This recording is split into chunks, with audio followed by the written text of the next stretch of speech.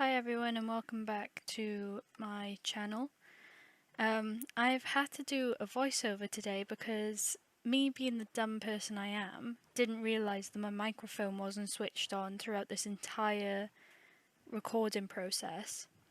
So basically, I'll have to just talk over it on the bits that I will put into this video.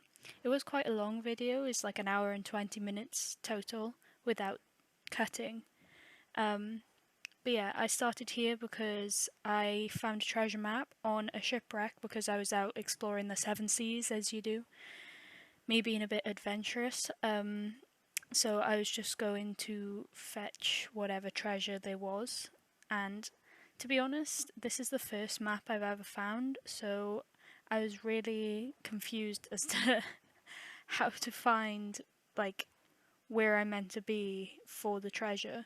Because obviously you start off quite a way away and not even on the map.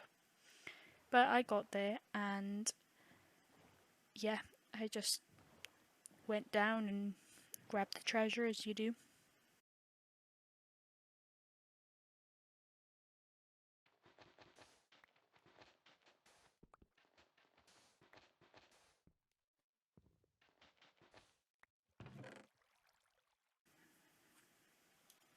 I actually found the heart of the sea for the first time and I'm not quite sure where it does. I also found a couple of diamonds as well.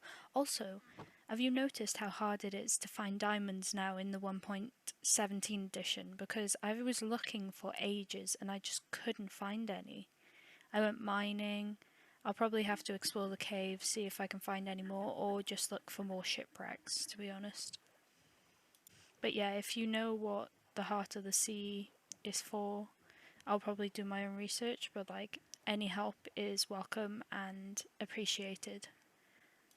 Also, on my journey back, I had to return to the place where the treasure was to determine which way I came from, because I got really lost and confused and started heading south instead of northwest, which is where I came from originally. So yeah, me being great at my navigation skills as usual. During this journey I also picked up some kelp and other bits and bobs. I actually found carrots in the shipwreck as well, which means that I can actually start a carrot field when I get back. If anyone knows what is in sea temples or whatever they're called, the one with the really aggressive fish, if you know what's in them, then please let me know, because I'd like to actually try and, in quotation marks, raid one at some point, but I just don't know how to even start. Obviously I probably have to make potions to be able to breathe underwater for that amount of time, but other than that I know nothing about them at all. Whilst travelling around the ocean, I found another nether portal, and every time I went there it got dark, so I'm just returning back, and once again I'm pretty sure in this video clip that the sky was getting dark, which was really ironic. But I just wanted to see what was in the chest, if I could find it. I think I found her and then it got too dark for me to be able to stay and open it. I also forgot that I'd found the chest, and this is where I realise. Just a lot of iron nuggets, which is helpful. I also found out how to move all of the same objects over to a chest in one go instead of like individually selecting them, which is wonderful. I kind of yeeted myself out of being by that nether portal in the night because I really don't want to be by any hostile mobs at this point in the game. I say that as if I'm like far in, and I know I'm not, but you know, it is what it is. There was a lot of endermen that were just hanging out around the shoreline near the nether portal, so that kind of made me slightly uneasy as well. As you can see here, there's my house in the background, but there was a creeper that just like leapt into the water in the river part where I was meant to be going. So I was just like, oh, for God's sake. And as soon as he moved back, oh, I got stuck on a piece of land stupidly and got attacked by a zombie. But yeah, I saw the creeper had moved out of the water, so I just did make a run for it at some point, but I'm not sure when that is. I was just really unsure about this section, because I thought the zombie had gone into the water, turned into a drowned, and I just wasn't sure about how to tackle it.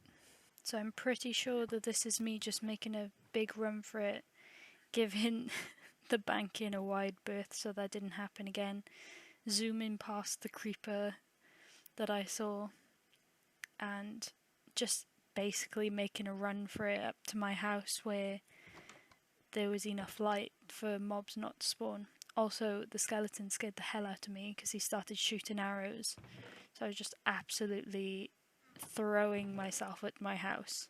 As you can see, the beetroot and wheat fields are looking flippin' amazing at this point, but it's taken me so long to do that, but I'll do anything for a good aesthetic, I suppose. It's just casually a spider chilling out by there. Me checking that it's not following me. I'm not quite sure what I'm doing here. I think I'm explaining that I want to... This is what I've decided. By here, I want a chicken coop to be. Just a small one, so it's not taking too much away from the scenery. And a shed by here with water chutes going down into the ravine. So it's just easy access for me. Can take away the stairs. Can make a quick escape. Have a little storage area as well, so everything is all nicely grouped together. The thing is about the place that I chose to live in is that there's so many ponds, and sometimes I'm just like, I'll probably go rid of a pond, but I really don't want to because it's such a nice natural area. I was so done with these spiders. I was like, nah, you gotta go. You gotta go. How do spiders just continue to survive? Obviously, I know that they're just giant spiders, as the name suggests, but why do they have to be okay in broad daylight? I'm just scoping out the area a bit more. Trying to see where everything's gonna go. I think another field is... not a field, a pasture is gonna go where I just cleared some grass. And then just below it is going to be a horse stable. And these beetroot and wheat are just going to stretch all the way back, and where I am now is where the carrot field is going to stretch as well, because I just want to keep all of the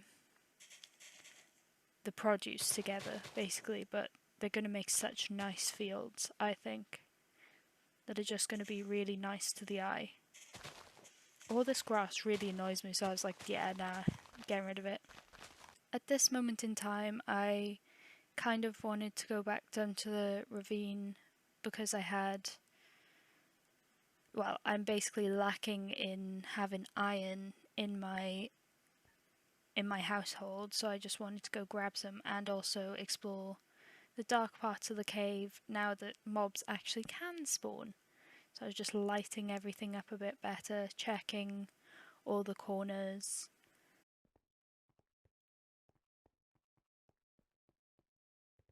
Some really dark places in there, and I'm surprised they didn't spawn mobs yet. Or maybe they weren't dark enough, but I literally thought they would be. I think here I heard a spider, and I was like, where's that coming from? So many caves to explore, and hopefully I'll be able to find some diamonds in one of them, because I really want diamond armor. And then after I get diamond armor, which I'll do off stream, so if you're interested in coming along with me to watch me mine for a diamond through some caves, then please join me on my Twitch stream. I'll just leave the link below. But yeah, I'll be looking for diamonds, and then in the next episode I'll probably be going to the Nether, which I am over the moon about. We love all these spiders. I love how I edge around places because I'm just like, I don't want to die. But some of these caves were lengthy. Creepers, still haven't dealt with them well. I just can't do it.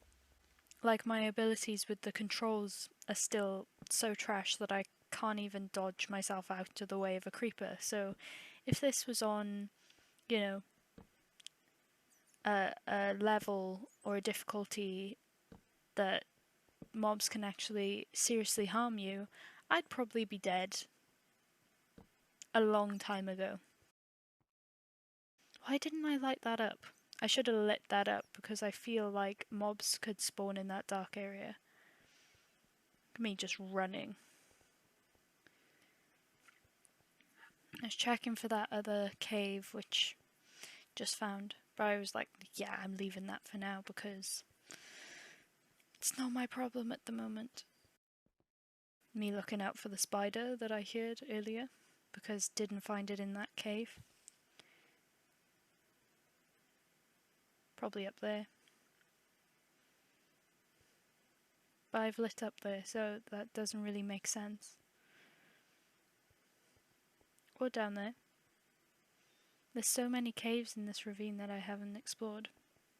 I decided that I needed more meat and stuff, and I was also looking for leather actually to make small books.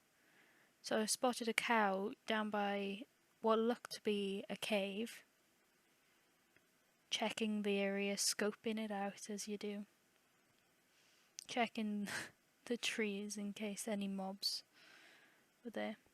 Realised I'd already been down in this one part of the cave. Saw a pink sheep. Imagine a pink sheep, how cool is that?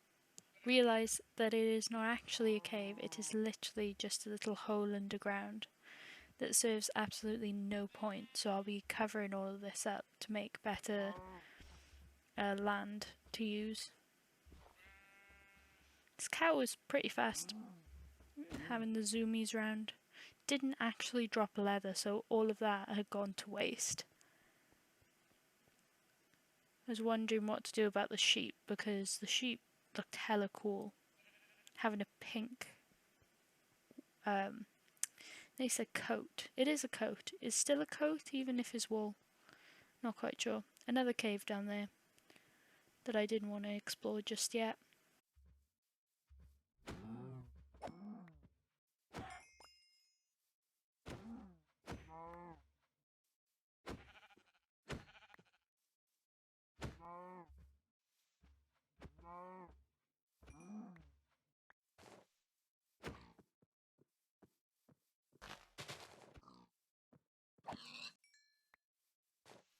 Actually came across yet another cave, which kind of surprised me. Didn't really want to go in it though.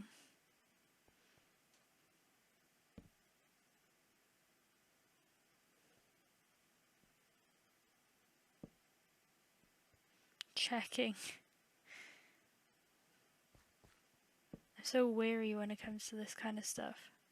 It was basically just a huge round circular cave with no other ways to go. So I was just thinking that I could use it to do something. Maybe put a mob farm under there, something else, I'm not sure. But I thought it might be good for something. Maybe a brewing station, entrance to a mine. Who knows? Who knows? Got a lot of time to think about what to do with stuff.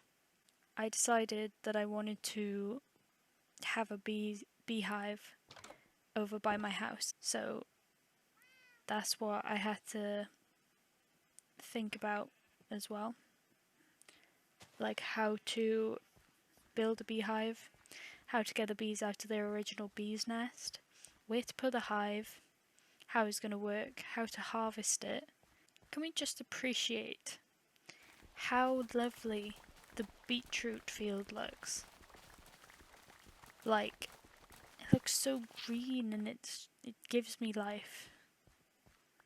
So many beetroots though. So many. And I've still got a lot to do. I just grabbed some so that I could have more seeds to plant. I say some, half the field, quarter of the field, third of the field? Not quite sure. Replanting takes a long time as well. I'll just let you enjoy this bit of ASMR of me replanting a beetroot field because, you know, why not?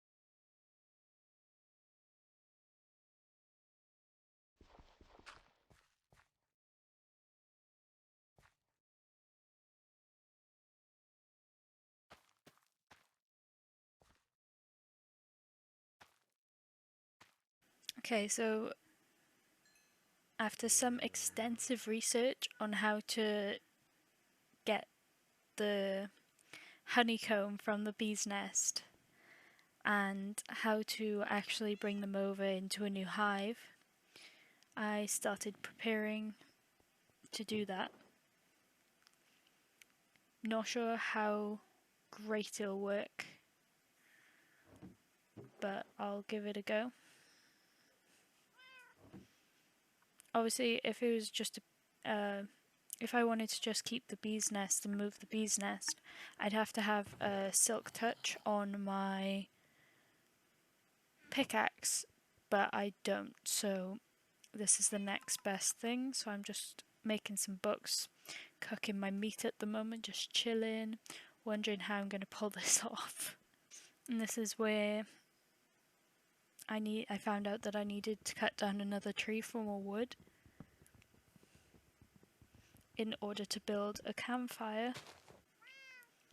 And then wondering and sat there like, why isn't this working? Realizes I don't have any sticks crafted, so no wonder it didn't work. And then obviously this is used along with carpet, I think, put over the fire in order to suppress some of the smoke that goes into the bee's nest, but it still does a good job of sending all the bees out of their hive so that I can harvest the honeycomb and keep them calm.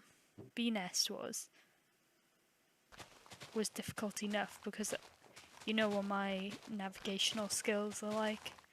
I forget pretty much straight away, so that was fun. I knew they were obviously on the edge of the plains biome because I'd seen them fly and stuff like that, and I just know that it's overhanging like a river type of thing. Found another cave which I've been to every single time I passed it, and still thinks that it's a new flipping cave that I haven't found yet. So I spot a bee, obvious sign that a nest is somewhere near. And finally I found what I was looking for. Thankfully some of the bees were already out.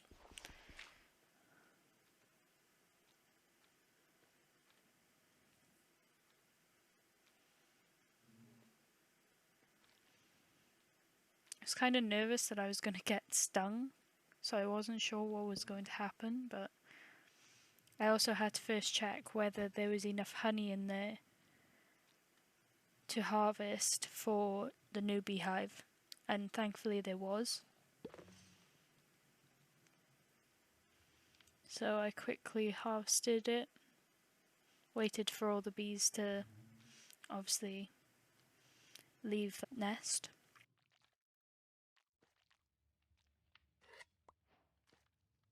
and successfully harvested some honeycomb. Quickly removed the fire and carpet because I wasn't going to leave it there. And then the plan in order to get the bees to a new hive is to just either use the leads on them or use flowers, because apparently they like flowers, obviously, so they follow them. The tree that I'm planning on using for the hive is the one at the end of the wheat field, because it's quite massive and is not gonna be cut down by me anyway. As you can see here, I'm just collecting all the rest of the stuff that I need to make a beehive, and there you go. First beehive I've ever made. Not that that's much of a celebration, but you know. I actually decided to, in order to get a self-collecting beehive where the bees don't show aggression towards obviously whatever's used for the collecting system, I was just having a look at what I needed, and one of them actually required me to have quartz, which is from the Nether. So I was kind of like, oh, here we go. Before I even do that, obviously I can't actually harvest it myself with a fire, but it's more like I could just go to the Nether and grab quartz instead of risking upsetting the bees, you know? So I was just checking out everything that I needed, and most of it was quite simple. Some recipes I didn't even have yet, so I had to check online instead. And then the other thing is I needed to actually fix that nether portal at long last. So the items that I could already craft is something that I just got out the way, so I can just start the process of getting the collection system sorted. I can't remember why I needed the bow, but I'm pretty sure it's for one of the things that I needed to make, and it unlocks more recipes. Oh yeah, for the dispenser, I think. So I just wanted to unlock that as a recipe and make it, basically, because it wasn't that hard and I had everything that I needed to make it. And now it is time to collect my buckets, have a great idea of what the heck I'm doing, forget something so I have to go back, grab the diamond pickaxe and go to fix, finally, the nether portal. And to be honest, it was a lot easier than I thought, and it was actually an issue of the nether portal being the wrong size, which is a lot of fun. Obviously hitting as many grass clumps that I could on the way.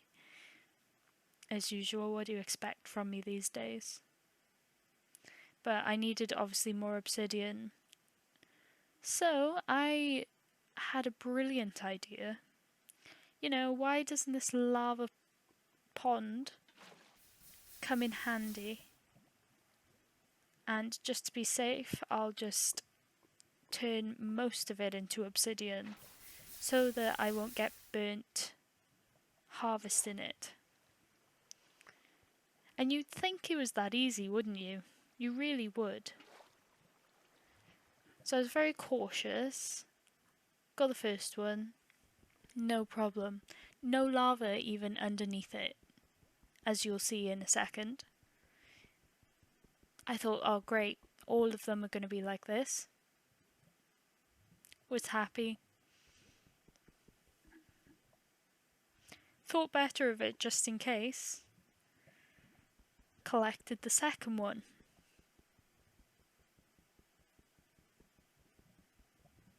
Just blindly walked into the lava that somehow was still active underneath the obsidian block that I just collected. Anyway, the obsidian block, nowhere to be found. So, yeah, had to harvest another one.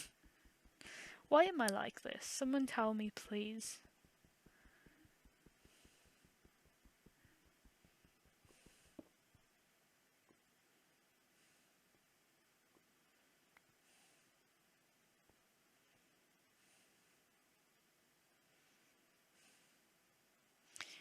And then I stopped and kind of looked at the surroundings of the nether portal and thought, yeah, this is definitely not safe. Like, so I'll have to fix that at some point. Actually moved the obsidian blocks up to being 4x5 blocks, I think, in order to get an actual working nether portal. And to be honest, I just tested out whether the theory of obsidian blocks and if they were still collectible with a normal iron pickaxe, which I'm pretty sure they are, but it just takes a lot longer in order to collect them in compared to a diamond pickaxe. And now for the moment of truth as to see whether I can actually fix this nether portal or not, and whether my suspicions were correct about the wrong sizing.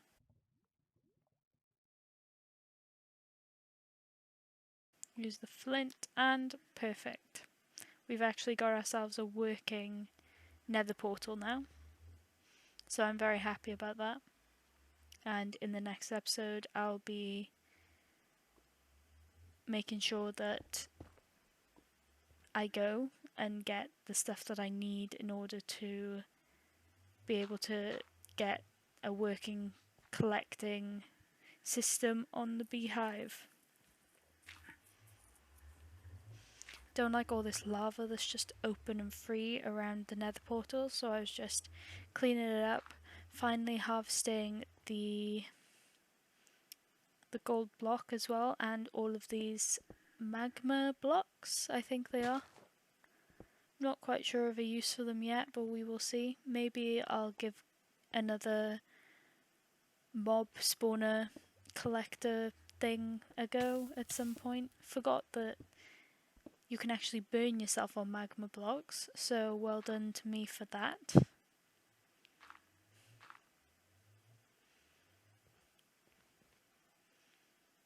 And just me collecting the gold block.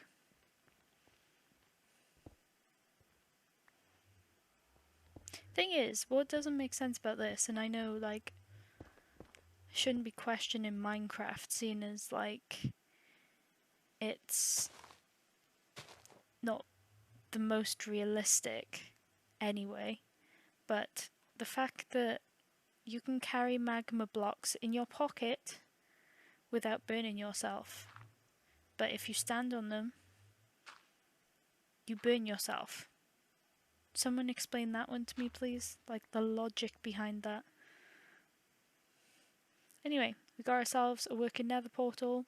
We've removed all the magma blocks around it, filled in all the lava, and that's where I'll be heading in the next video. And yeah, I think that's where I call it for now, and please join me in the next episode for my trip to the nether, see if I can mine some quartz, and obviously setting up the collecting system for the bees, moving the bees into the new home, and hopefully I'll have diamonds by then so I can have diamond armor to explore the nether a bit more as well.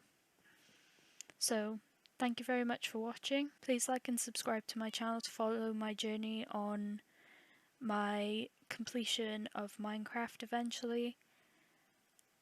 Once again, I apologise for the audio issue in this episode, and I hope you didn't mind that I had to re-record it. Please comment down below anything you think I need to improve on or anything you'd like to see me do within this world. And thank you for watching as always. I'll see you next time. Bye everyone.